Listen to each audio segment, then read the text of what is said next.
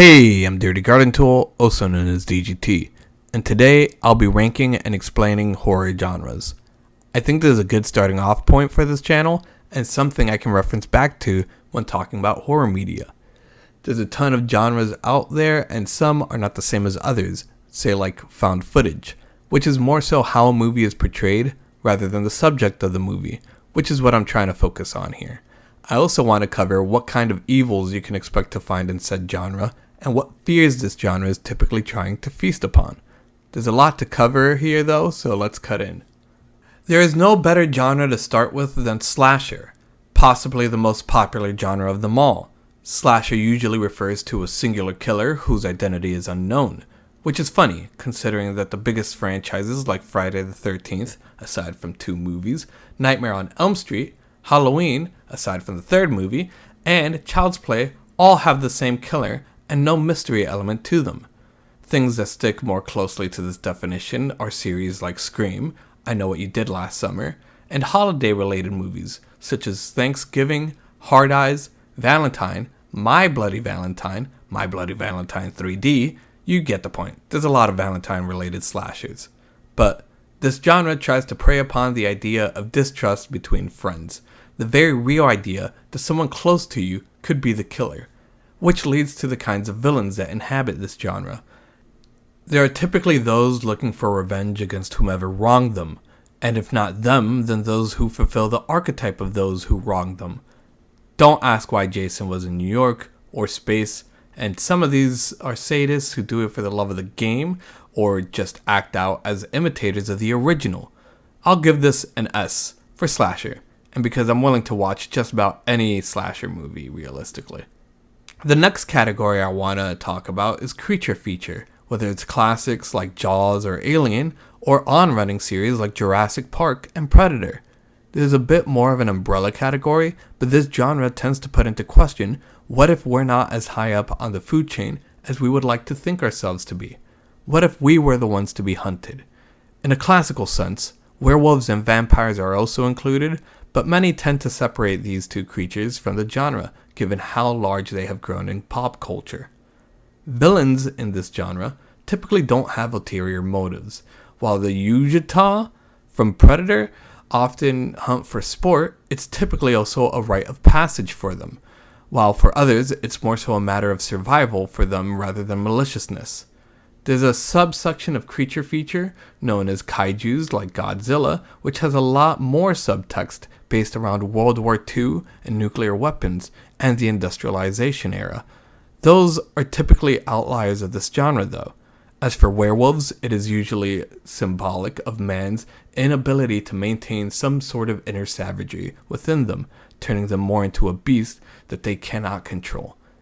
I give this an A, just due to how many good subgenres come from this, whether it be alien movies, animals, werewolves, vampires. The impact of this genre is so large. Though I do give it a knockback because of how many bad creature features there are, like Sharknado and half of the sci-fi movies I've seen, and half of the Tremor series. I'm sorry. On to a genre that's gaining a lot in terms of popularity, we have psychological horror movies. In this genre, we have classics like Silence of the Lambs, Misery, Seven, and in more recent years, we have The Babadook, Hereditary, Cloverfield Lane, and a movie I badly want to do an introspection on, Bring Her Back. A major theme of this genre is about mental health, trauma, and abuse. As such, the villains or evil in this genre isn't centralized around one thing. In Misery and Cloverfield Lane, we look at abusers who try to maintain control over others. In Hereditary, it's a cult, but also the family's frayed relationships. In other movies, like The Babadook, it's something inward or part of the character's psyche rather than a physical external factor. So it ranges from malicious people to deities trying to manipulate you or something you have to overcome. It is also becoming one of my favorite genres, which means I'm going to put this in S tier. Speaking on favorite genres, we have zombie/rage virus movies. Maybe it's because I'm a millennial and I grew up on Resident Evil and Left 4 Dead and The Walking Dead, but there's tons of great movies too, like Dawn of the Dead, Shaun of the Dead, and probably my favorite, The Crazies. There's just something about the genre that hits the right neurons for me. In these kinds of movies, there's a lot of subtext that tends to go over everyone's head. In Resident Evil, it's capitalist corporations who care not for those who may suffer so long as they gain profit and control. In other movies, it's the government and how they react to their mess ups and how they try to cover them up. It's usually lost over how fun these movies tend to be and how often these movies tend to play these themes. As stated above, however, the evil tends to be corrupt governments, corporations, or simply just an unfortunate disease or virus that causes the outbreak. I'll put this in B tier because although it's one of my favorite genres, I do believe it's become overly saturated over the years, though it has come down since. For my least favorite genre, I'm going to stick torture/extreme movies here. I'll be honest, unless it's Saw, one of my favorite horror series, I won't cover it. A Siberian Film, Cannibal Holocaust, Hostel, Terrifier. Yes, I know this is more so a splatter compared to the others, but a lot of them tend to push the envelope on what's okay. However, it feels like there's not messaging behind the grossness of it. A lot of it just feels mean-spirited and downright disgusting. Like in Terrifier, there's just some weird kind of sexual violence, I feel like, but, people enjoy it, so I'm not going to knock them for it. However, take this as a warning. Do not watch a Siberian Film. It is awful and truly disgusting down to its core. If it's one of your favorite movies, I don't want to associate with you. As for the evils in this genre, it tends to be man itself. Just how cruel and how much pleasure can one derive from another's suffering. In Cannibal Holocaust, it's the filmmakers for killing real animals. But in terms of the movie, it does make some commentary on how media tends to portray those who would call savages, when in the film, it is the film crew themselves who provoke and do awful things to them as well. F tier. Aside from Saw and maybe Terrifier. Not to be a negative Nancy or anything, but the next genre I'm going to talk about is cannibal/backwoods horror. It's also not one of my favorite genres, but it's not as brutal. The most notable movies that tend to come from this subgenre will be Chainsaw Massacre, The Hills Have Eyes, The Devil Rejects, and The Wrong Turn. There's also Tucker and Dale vs. Evil, but it's a comedy and a damn good parody of this genre. The evil in this genre typically consists of incestuous cannibals. It tries to prey on us city folks' ideas of Southerners and how disconnected from society the backwoods tend to be. The main messaging around this genre is differences in cultures, but it also tends to relish in its portrayal of the brutality, and it's a bit more brutal than I'm personally comfortable with, but just a heads up, there's another genre that tends to be mean-spirited, but nowhere near as bad as torture corn and extreme movies. D tier, because it's just gross, and there's a lot of movies here where the bad guys win anyway. On to brighter notes, we're going to talk about these three genres as one. Not to say that the differences aren't significant between these movies, just that the lines blur a lot between them. Those being supernatural, demonic possession, and religious horror movies. Some of the movies in this genre include classics like The Exorcist, Paranormal Activity, and 13 Ghosts. Other movies included is Evil Dead, one of my favorites, Saint Maud, and The Omen. When it comes to religious horror movies, it's clear that they are just trying to challenge your faith, whether it be your lack thereof or your fervent devotion to it, usually the latter. When it comes to Paranormal Activity, it's usually something not being laid to rest or properly being respected. Other times it's a bit more malicious, which is where demonic possession comes in, where they have no motivation aside to either cause pain or escape the hell they belong to.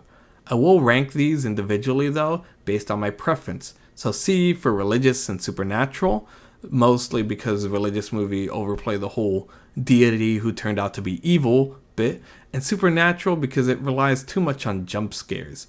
Although if you include Final Destination, I might move it up a tier. When it comes to demonic possession, it gets a B because I feel like there's a lot more unique movies, again, personally, but let's move on to other things. Something that'll get under your skin. Which would be body horror. This is one that I particularly enjoy. Prime example being 1983's The Thing, possibly my favorite horror movie of all time. Other movies include The Fly, The Substance, Possessor, Malignant, and Upgrade. A lot of these movies tend to focus on our lack of control over our bodies and the consequences that we suffer when we try to play God in these things, whether it's aging in the substance or literally not being able to control your own body at all. The evils in this tend to vary a lot too. In The Thing, it's something trying to thrive and survive, and I don't want to spoil other movies, but it's typically something hijacking your body. Just to note, there is a focus on practical effects when it comes to this genre, so expect something really disgusting or sliming when watching this. Shout out to Cronenberg.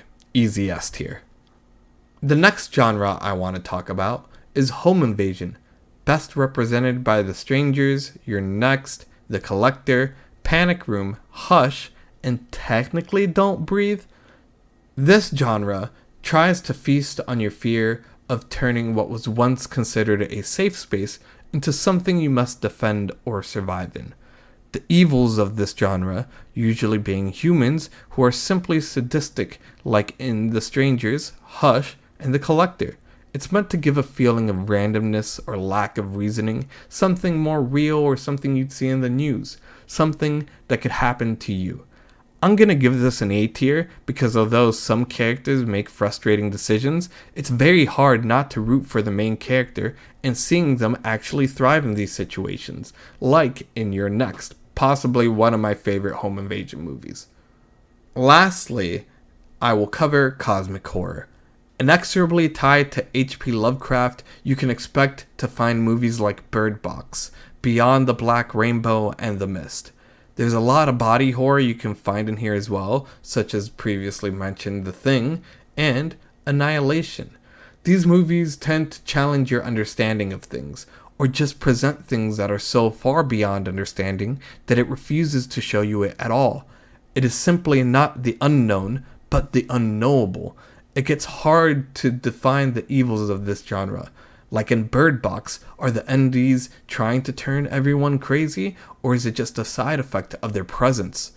In The Thing, it's an intelligent life form trying to survive at our expense, and Annihilation, I'm not sure, though it's still a movie I would recommend. I will give this genre a B tier because sometimes it gets way too into style, or it just has endings I really do not enjoy. In the future, I want to talk about genres that are not strictly movie related, such as survival horror video games, visual novels like Doki Doki Literature Club, and Danganronpa. There's also a bunch of internet horror, which includes analog horror, like The Mandela Catalog, which focuses on Uncanny Valley, the feeling you get when something feels familiar but feels off, haunted videos and video games, backrooms, and of course, the grandfather of them all, creepypastas. I might also make a video on these in the future if there's interest there for it. I know Danganronpa will get a long introspective video in the future, but that will take some time. Anyway, it's been a blast being able to nerd out over horror, but I must go. If you'd like, I have a Discord meant for sharing the enjoyment of horror media. It's still in its infancy, but I'd appreciate if you joined. Either way, stay safe and take it easy.